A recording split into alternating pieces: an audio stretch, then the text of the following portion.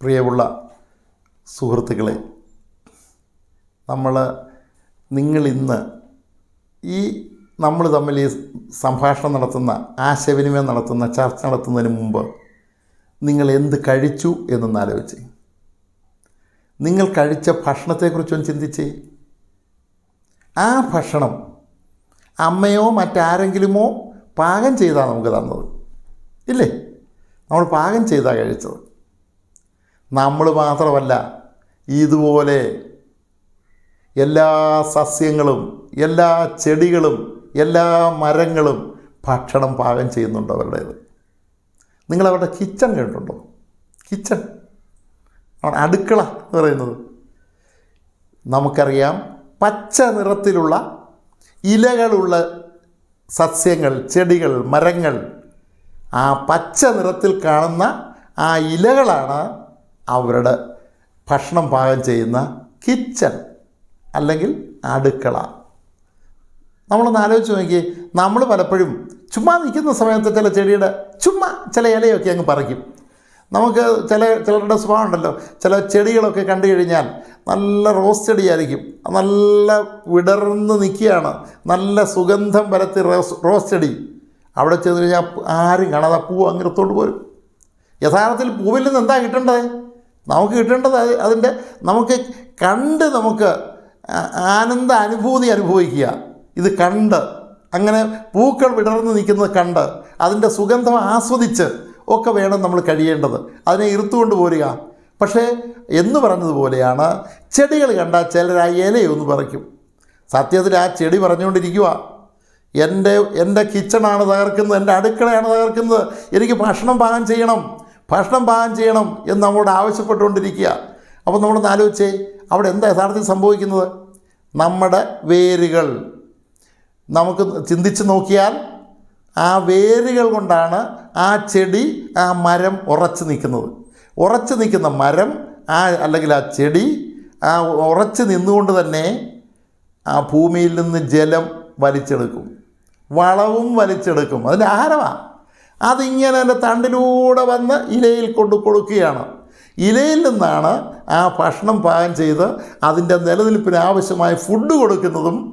അത് വീണ്ടും സംഭരിച്ച് വെക്കും, അതിൻ്റെ കുഞ്ഞുങ്ങൾക്ക് വേണ്ടി സംഭരിച്ച് വെക്കുകയും ചെയ്യും. അങ്ങനെ സംഭരിച്ച് വെക്കുന്നതാണ് നമ്മൾ വെളിയിലോട്ടൊക്കെ ഒന്ന് പോകുമ്പം നമ്മൾ അന്തസ്സായിട്ടൊരു സ്ട്രോയും ഒക്കെ ഇട്ടൊരു കരിക്ക് കുടിക്കത്തില്ലേ? ആ കരിക്കെന്ന് പറയുന്നത് തെങ്ങ് സംഭരിച്ച് വെക്കുന്നതാണ്. നമ്മളതിൻ്റെ ഫ്ലഷ് തിന്നാറില്ലേ? അത് നമുക്കുള്ളതല്ല. ആ തെങ്ങിൻ്റെ കുഞ്ഞുങ്ങൾ വീണ്ടും ധാരാളം തെങ്ങും കുഞ്ഞുങ്ങൾ ഉണ്ടാകാൻ വേണ്ടിയിട്ട് അതിന് സംഭരിച്ച് വെച്ചിരിക്കുക, ആ കുഞ്ഞുങ്ങൾക്ക് സംഭരിച്ച് വെച്ചിരിക്കുന്ന ഫുഡാണ്. അത് നമ്മൾ ചൂഷണം ചെയ്യുകയാണ്. അപ്പോൾ അവർ ഭക്ഷണം പാകം ചെയ്യുന്നതിന് അവരുപയോഗിക്കുന്ന അടുക്കള, നമ്മളൊക്കെ പഠിച്ചുകൊണ്ടിരുന്ന സമയത്ത്, അല്ലെങ്കിൽ നിങ്ങളൊക്കെ പഠിച്ചുകൊണ്ടിരിക്കുമല്ലേ, ഇതൊന്ന് പ്രകാശ സംശ്ലേഷണമോ, അത് ഈ സാഹിബിൻ്റെ ഭാഷയിൽ പറഞ്ഞാൽ ഫോട്ടോസിന്തസിസ്, അങ്ങനെയാണോ? അങ്ങനെയൊക്കെ പറയും. എന്താ പറയുന്നത്? നമുക്ക് യഥാർത്ഥത്തിൽ നമുക്ക് കഴിക്കാൻ, ആ ചെടിക്ക് കഴിക്കാനുള്ള ഫുഡ് അതുണ്ടാക്കുന്നത് നമ്മൾ കഴിക്കുന്നു. സൂര്യപ്രകാശമുള്ള സമയത്താണ് ഈ ഫോട്ടോസിന്തസിസ് എന്ന് പറയുന്ന പ്രക്രിയ നടക്കുക. ആ ഫോട്ടോസിന്തസിസ് വഴിയാണ് അതിൽ ആഹാരം പാകം ചെയ്യുന്നത്. ആ ആഹാരം നമ്മൾ മാത്രമാണോ? കോഴി പോയി കൊത്തി തിന്നും, പക്ഷികളൊക്കെ തിന്നും, മൃഗങ്ങൾ തിന്നും. അതെല്ലാ ജീവജാലങ്ങളും ഇതാണ് കഴിക്കുന്നത്. ഇതുപോലെ ചെറിയ ജീവികളുണ്ടല്ലോ ജലത്തിൽ, ആ ജലത്തിലുള്ള ചെറിയ സസ്യങ്ങൾ, ആ സസ്യങ്ങളെയൊക്കെ മത്സ്യങ്ങൾ പോയി തിന്നും. ആ മത്സ്യങ്ങളെ നമ്മൾ പിടിച്ച് തിന്നും. അപ്പം നമ്മൾ ഈ പായൽ തിന്നുന്നുള്ളതെന്ന് ചോദിച്ചാൽ, നമ്മൾ പായൽ തിന്നുന്നുണ്ടോ? കാരണം എന്താ? പായൽ തിന്നുന്ന ജീവിയെ ആണ് മത്സ്യങ്ങൾ, കുഞ്ഞു മത്സ്യങ്ങളെ വരെ നമ്മൾ കഴിക്കാറുണ്ട്. അപ്പോൾ എല്ലാ ജീവജാലങ്ങളും സസ്യങ്ങൾ പാകം ചെയ്തുണ്ടാക്കുന്ന ആ ഭക്ഷണത്തെയാണ് ആശ്രയിച്ച് നിൽക്കുന്നത്. ഒന്ന് ആലോചിച്ചേ, പശു പുല്ല് തിന്നിട്ടാണ് നമുക്ക് പാല് തരുന്നത്. അപ്പോൾ പശു പുല്ല് തിന്നുമ്പം ആ പുൽച്ചെടി, അതിൻ്റെ ഇല വഴി അത് സംഭരിച്ച് വെക്കുന്ന ആഹാരം, അതിൻ്റെ ഫുഡ്, ആ ഫുഡാണ് ആരെടുക്കുന്നത്? പശു എടുക്കുന്നത്. പശു അതങ്ങ് തിന്നും. അത് തിന്നെങ്കിലേ പശുവിന് പാല് ചുരത്താൻ കഴിയൂ. പശു പാല് നമുക്ക് തരും. ചിലപ്പോൾ അതിനെയൊക്കെ ഭക്ഷിക്കുന്നവർക്ക് മാംസവും കിട്ടും. അപ്പോൾ നമ്മൾ വെണ്ണയൊക്കെ ഈ പാലൊക്കെ കടഞ്ഞ് തൈരൊക്കെ കടഞ്ഞ് വെണ്ണയൊക്കെ എടുക്കുമ്പോഴേ എന്ത് ടേസ്റ്റായിട്ടാണ് നമ്മളിതൊക്കെ കഴിക്കുന്ന ആലോചിച്ച് നോക്കി. വെണ്ണ, ആ വെണ്ണയൊക്കെ വരുന്നത് എവിടുന്നാ? ഈ പാവം പിടിച്ച പുൽച്ചെടികൾ അത് മണ്ണിനകത്തുനിന്ന് ആഹാരവും വെള്ളവും വലിച്ചെടുത്ത് അത് പാകം ചെയ്ത് വെച്ചുകൊണ്ടിരിക്കുന്ന അതിൻ്റെ പച്ചില അത് തിന്നിട്ടാണ്, അത് തിന്ന്. അപ്പോൾ അതുള്ളത് കൊണ്ടാണ് നമുക്ക് ഈ വെണ്ണ ഇങ്ങനെ നമുക്ക് നോക്കാൻ കഴിയുന്നത്, അതുവഴിയാണ് കഴിയുന്നത്. ചിന്തിച്ചിട്ടുണ്ടോ നമ്മളതിനെക്കുറിച്ച്?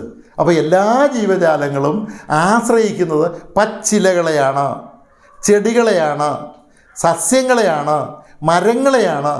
അത് നമ്മൾ ഓറഞ്ച് തിന്നാൽ, നാരങ്ങാ വെള്ളം കുടിച്ചാൽ, നമ്മൾ പേരയ്ക്ക തിന്നാൽ, നമ്മൾ ചോറുണ്ടാൽ, ഇതെല്ലാം വരുന്നത് ഈ പച്ചിലകളുടെ സർവീസാണ്. ആ പച്ച ഇലകൾ ഈ ചെടികളുടെ കിച്ചണാണ്. ആ കിച്ചൺ നശിച്ചു പോയാൽ നമ്മളില്ല, ഈ ലോകമില്ല, ഒന്നുമില്ല. ഇതെല്ലാം നിലനിൽക്കണമെങ്കിൽ എന്തു വേണം? എല്ലാ ജീവജാലങ്ങളും നിലനിൽക്കാൻ ഈ പച്ചിലകൾ അനിവാര്യമാണ്.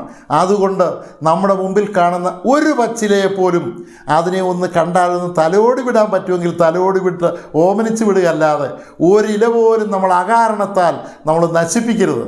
എന്നാൽ ചിലപ്പോൾ നമുക്കൊന്ന് ഊണ് കഴിക്കണം, ഒരു വാഴയുടെ ഇല വെട്ടിക്കോ, അതൊരാവശ്യത്തിനാണ്. ആ വാഴയെ സഹിക്കും. കാര്യത്തിൽ നമുക്ക് തോരൻ വെക്കണം, ഒരു ചീര പറിച്ചോ, ആർക്ക് വിരോധം? അത് പറിച്ച് കഴിച്ചോ, ആർക്കും വിരോധമില്ല. കാര്യത്തിൽ നമുക്കൊരു കരിക്ക് കുടിക്കണം, എടുത്തോണ്ടേ, അതിന് ആർക്കാ വിരോധം? ഒരു വിരോധവും ഇല്ല. അപ്പം നമ്മുടെ ആവശ്യങ്ങൾക്ക് നമുക്കിതൊക്കെ ഉപയോഗിച്ചാൽ പ്രകൃതി നമ്മളെ അംഗീകരിക്കും, അനുസരിക്കും. പ്രകൃതി നമ്മളെ ഉൾക്കൊള്ളും. പ്രകൃതി ഉൾക്കൊള്ളാത്തത്, പ്രകൃതിയെ സംബന്ധിച്ചിടത്തോളം എല്ലാ ജീവജാലങ്ങളും മനുഷ്യനടക്കം ഒരുപോലെ നമ്മുടെ ആവശ്യങ്ങൾക്ക് തിന്നാൽ ആർക്കും തെറ്റില്ല, ആർക്കും വിരോധമില്ല, പ്രകൃതിക്കും വിരോധമില്ല.